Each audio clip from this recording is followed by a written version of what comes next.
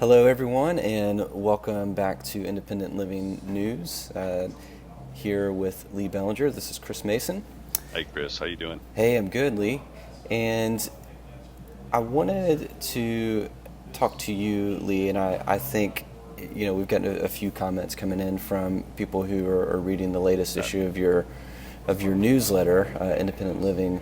And you talk, there's a section in the lead story on trends, and you talk about, let's see, I'll pull it up here. It says, "Who really backs Donald Trump?"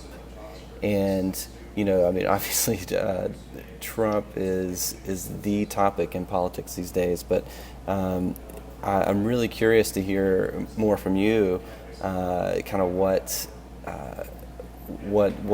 we may not know about who's really behind or who's really backing Donald Trump.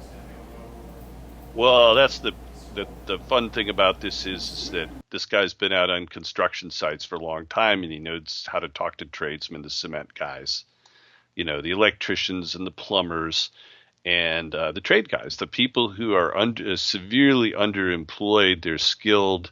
Some of them are holding down three jobs. They can't, there's nothing to weld. There's not enough stuff to do for them. And so they're, and they're part of the official unemployed. And I noticed one thing I noticed is that the Trump rallies drew the guys driving the Harleys. Have yet to meet one that wasn't some kind of a Trump supporter.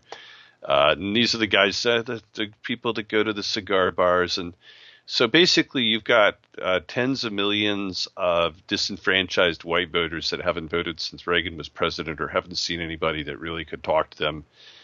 And, this is going to be key for Pennsylvania, Michigan, Ohio.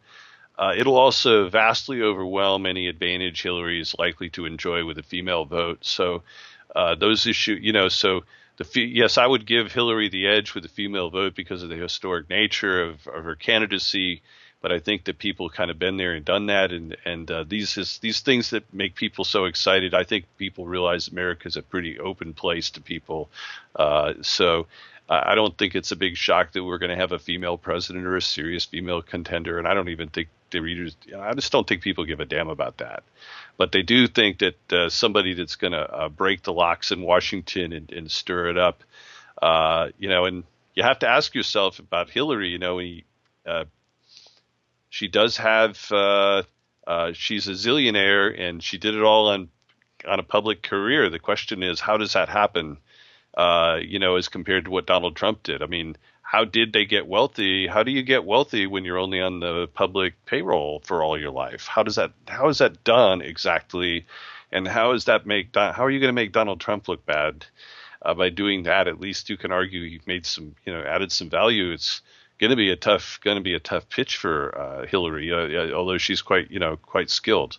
Her and her team. One thing I noticed, if you watch carefully, that the Clinton team goes back, remember, for basically two presidencies, and they've got like 23-year-olds and 22-year-olds that'll talk to the media, have a very sophisticated understanding of fast-moving events, and they'll talk to the news, and it just shows how deep and experienced the Clinton team really are.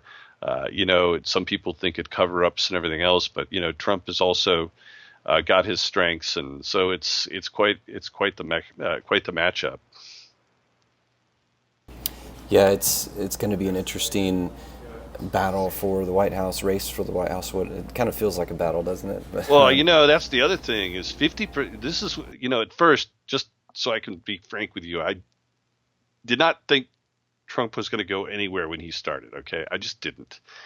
But I became convinced that there was something astonishing. I think I might have mentioned is when he pulled 50%, poached 50% of Cruz's voters in South Carolina, and I'm from South Carolina now. And well, that's when I said this guy's cutting into the demographics. Interesting.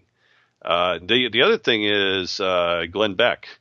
Took a huge ratings hit. I know two parties that were big advertisers that have been directly affected by this change in his ratings. So, I think that's a pretty amazing thing. Also, that Trump has this kind of bow wave effect. Right, and I'd also encourage folks to check out the interview that I did with Lee on Yeah, Trump's VP was fun. nominee. We won't give it away here, but if you go to independentlivingnews.com / Trump VP, there's a very brief interview, and who knows, maybe by the time this comes out, Trump will have already announced his VP. But Lee put his prediction out there. So if the VP's already been named, see if he was right. If it hasn't, go check it out. Lee, it was really good talking to you. Thanks a lot, Chris. A lot of fun with that. All right, talk to you later.